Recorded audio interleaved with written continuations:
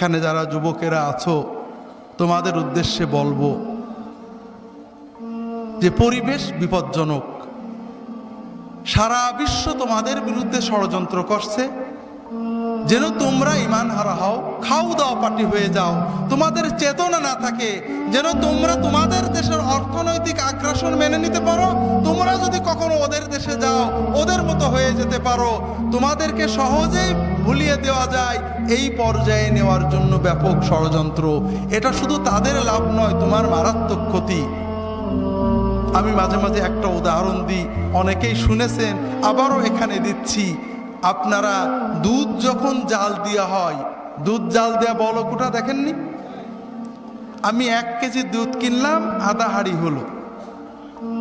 আধা হাঁড়ি দুধ জ্বালাতে জ্বালাতে 1 হাঁড়ি হয়ে যায় না?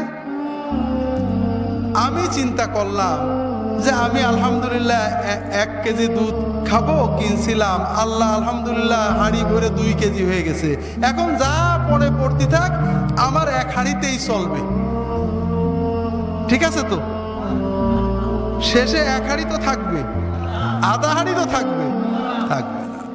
যুবকেরা শোনো, আল্লাহ তাআলা আমাদের যে দেহটা বানিয়েছেন, জন্ম থেকে 25 বছর পর্যন্ত গ্রোথ, বলক, এই সময়ে কি পড়ে বোঝা যায় না। আর এই সময়ে যে ফুর্তি আনন্দ, এটা কোনো আনন্দ না, এটা অস্থিরতা। জীবন শুরু হবে 25-এর পরে।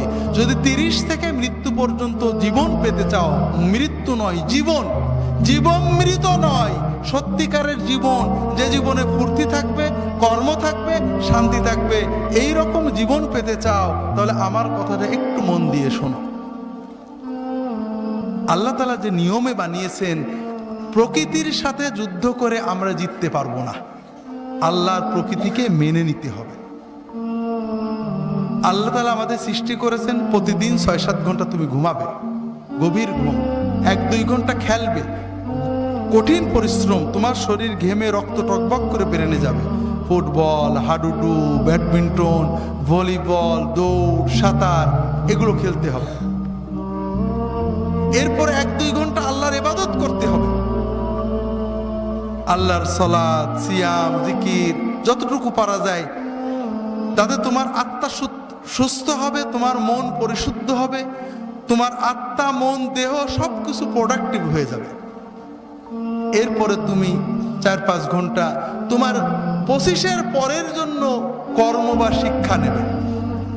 এইভাবে যদি তুমি চলো, তাহলে তোমার জীবন গতিশীল হবে, তোমার জীবন ইনশাআল্লাহ মৃত্যু পর্যন্ত সচল থাকবে। কিন্তু তুমি এখন খেলাধুলো বন্ধ হয়ে গেছে, সারাদিন মোবাইল, ইলেকট্রনিক মিডিয়া, আর খাওয়া তো কি খাচ্ছে আমরা দেখছি। ইউরোপ আমেরিকার লোকেরা কিছু সুস্থ থাকে, ঠান্ডার কারণে ওরা দৌড়াতে হয়, পরিশ্রম করে, আমরা গরমের কারণে ওইটাও করি না। সারাদিন মোবাইল দেখছি, শুনছি, কানে ইয়ারফোন লাগিয়ে শুনছি, আমাদের কান চোখগুলো নষ্ট হচ্ছে। রাতে জেগে জেগে মোবাইল করছি, কথা বলছি, আমাদের ব্রেনটা ক্রেজি হয়ে যাচ্ছে, আমরা বুঝতে পারছি না, তবে আমাদের লেখাপড়া নষ্ট হচ্ছে। কিন্তু সবচেয়ে বড় ক্ষতি হলো অশ্লীলতা, ছবিতে অশ্লীলতা, গানে অশ্লীলতা, সিনেমায় অশ্লীলতা। এই যে কিছুদিন আগে কিং খান গান গেয়ে গেলেন, অশ্লীলতা ছিল না? কিছু মানুষ কোটি কোটি টাকা কামাই করেছেন, করছেন এই সব অনুষ্ঠান, কিন্তু আমাদের যুবকদের কি হচ্ছে, অস্বীকার করার উপায় নেই। তাদের ভিতরে অস্থিরতা জন্ম নেয়, তাদের মনে হয় আমি আরো দেখি, আরো দেখি, টিভিতে বন্ধ হয়ে গেল, দেখি পাশের বাড়ির মেয়ের সাথে দেখা যায় কিনা, এইটা করে ওর অস্থিরতা, ওর পড়তে মন চায় না, ওর মোবাইল করতে মন চায়, ওর মনে হয় গল্প করি, এরপরে ও পাপের পথে চলে যায়, এরপরে হিরোইন ধরে, এরপরে ইয়াবা ধরে, এরপরে লেখাপড়া নষ্ট হয়ে যায়, ওর 25 হতে হতে ওর জীবনটা ক্ষতিগ্রস্ত হয়ে যায়, এর পরের জীবন জীবনমৃত হয়ে যায়, বাঁচতেও পারে না, মরতেও পারে না, ও হিরোইন গ্রহণ করে, মাদক গ্রহণ করে, এইভাবে সমাজটা আস্তে আস্তে ধ্বংস হয়ে যাচ্ছে। ঠিক না ভাই?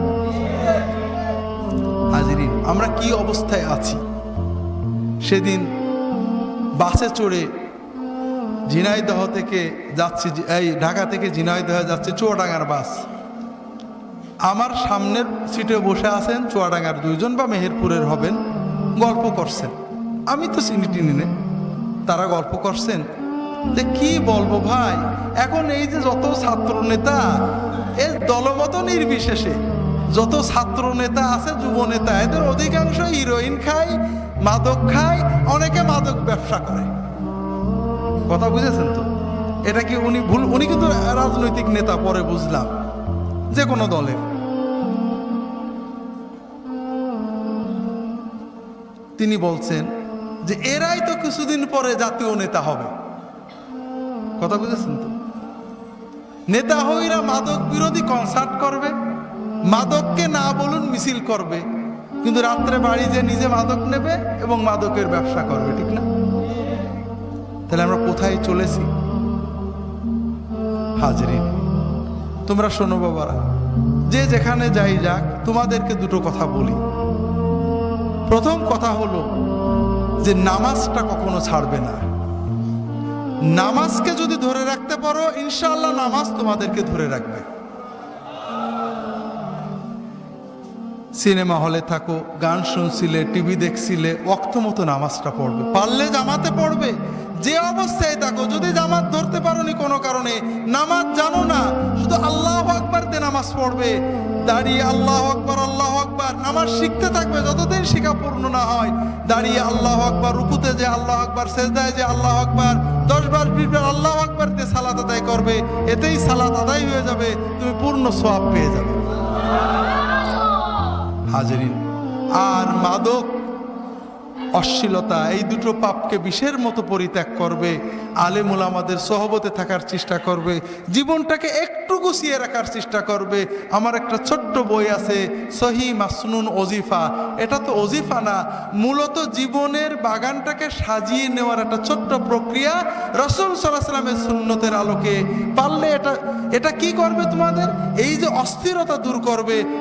নামাজগুলো পড়বে, নামাজের পরে 2-5 মিনিট এই আল্লাহ রাসূল সাল্লাল্লাহু আলাইহি ওয়াসাল্লাম শেখানো জিকিরগুলো করবে। ইনশাআল্লাহ তোমার হৃদয়টা প্রশান্ত হবে, পাপ থেকে ফিরে থাকার শক্তি অর্জন করতে পারবে। হাজরিন, আর আপনাদের বলি, আমাদের ছেলে মেয়েদের ঈমান বাঁচানোর দায়িত্ব আমাদের সরকারের, ঠিক না ভাই? কাদের? হ্যাঁ, অনেকেই বলে সরকার, বুঝে ফেলেছেন, অনেকে আমার প্রশ্ন বুঝে ফেলেছেন। আমাদেরকে একটু সচেতন হতে হবে। আল্লাহ রাসূল সাল্লাল্লাহু আলাইহি ওয়াসাল্লাম আমাদেরকে দুটো বিষয় বলেছেন, মুরু আওলাদাকুম বিস-সালাত ওয়া হুম আবনাউ সাব'a ওয়াদরিবুহুম আলাইহা ওয়া হুম আবনাউ 'আশ ওয়া ফাররিকু বাইনাহুম ফিল মাদাজি'।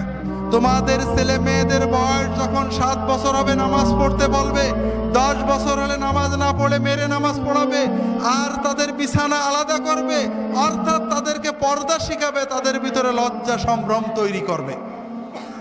হাজারিন, ছেলে মেয়েদের নামাজ শেখান, নামাজ না পড়লে শাসন করবেন, মারবেন, মেরে নামাজ পড়াবেন, তাদেরকে নামাজমুখী করতে হবে, ছেড়ে দেবেন না।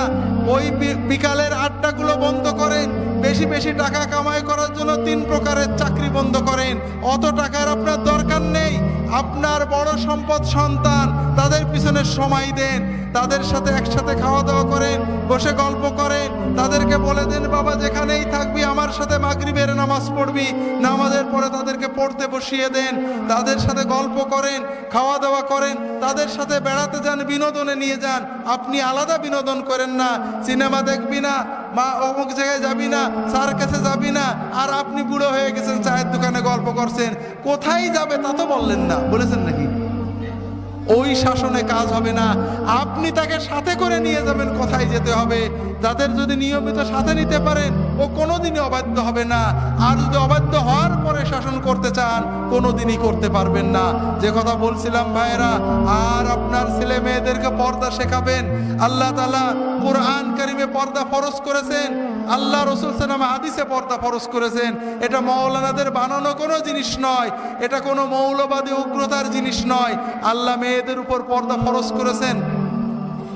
শুধুমাত্র আপন পিতা, আপন বাপ, চাচা, আপন মামা, আপন ভাই, ভাতিজা, মাহারাম যাদের সাথে বিবাহ হয় না তাদের সামনে মেয়েরা মাথার চুল, ঘাড়, কান, গলা গুলতে পারে, বাকি সকল পুরুষের সামনে মাথার চুল থেকে পা পর্যন্ত ঢেকে রাখা আল্লাহ তাআলা কোরআন কারিমে ফরজ করেছেন। কবজি পর্যন্ত হাত এবং চোখ দুটো খোলা যাবে। কোন কোন ফকি মুখটা খোলার অনুমতি দিয়েছেন, শর্ত হলো কোনো মেকআপ থাকবে না, অলংকার থাকবে না। কোনো মুসলমান মেয়ে যদি বেপরদা হয়ে বাইরে যায়, প্রতি সেকেন্ডে একটা করে জিনা করার মতো কবিরা গুনাহ তার আমলনামা, তার পিতামাতার আমলনামায় লেখা হতে থাকে। যতক্ষণ মুসলমান মেয়ে কসমেটিক পরে সেজে গুজে বাইরে যায়, আল্লাহর ফেরেশতাদের লানত তার উপর পড়তে থাকে। হাজরিন, সবচেয়ে বড় কথা, বেপরদা হলে একটা বড় লাভ আছে, বলবো নাকি আপনাদের? সেটা হলো টিজড হওয়া। ইফটিজিং শোনেন না? কোন পর্দানসীন মেয়েকে কোনো ছেলে টিজ করে নাকি? বাংলার যত বড় বখাটে হোক, তার হৃদয়ে যে ন্যূনতম ঈমানটা আছে, যে কোনো বোরকা পরা মহিলা দেখলে সম্ভ্রম করে সরে যাবে, যাবে না? ইংরেজিতে যেটা বলে শি ইজ এ লেডি, তাকে একটা ভদ্র মেয়ে মনে করবে। হাজরিন, যদি চান আপনার মেয়ে টিজড না হোক, তাহলে আপনার মেয়েকে সম্ভ্রম, ইন্টারনেটে দেখছিলাম একবার, ইন্ডিয়ান মেয়েরা লেখে যে কেউ আমাদের টিজড হওয়া থেকে বাঁচাতে পারবে না, আমাদের বাঁচতে হবে, আমাদের এমন পোশাক পরতে হবে যেন আমাদের আকৃতিটা না বোঝা যায়। ইন্ডিয়ান মেয়েদের আর্টিকেল পড়ছিলাম কোন একটা পত্রিকায়, ভুলে গেছি। হাজরিন, এখন যদি আমরা মেয়েদেরকে বেহায়া হতে উৎসাহ দিই, ওপেন হতে উৎসাহ দিই,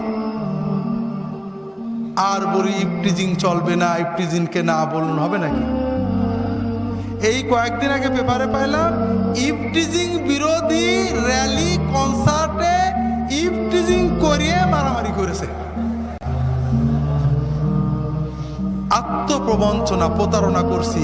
ইফটিজিংকে না বলুন, মাদককে না বলুন, স্বাক্ষর করুন, আর মেয়েদের বললাম বেহায়া হও, চলবে ভাই?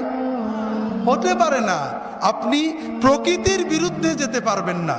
কাজে আপনাদের অনুরোধ করব, যদি চান আপনার মেয়েকে নিয়ে জান্নাতে যাবেন, আপনার মেয়ে টিজড না হোক, সম্ভ্রম নিয়ে বেঁচে থাক, আপনার মেয়ে জান্নাতে যাক আপনি চান, তাহলে মেয়েকে আল্লাহর হস্তে এই কিশোর বয়স থেকে তাদেরকে পর্দা শেখান, যেন অন্তত তারা সম্ভ্রম নিয়ে চলতে পারে। আল্লাহ তাআলা আমাদের তৌফিক দান করুন, আমিন।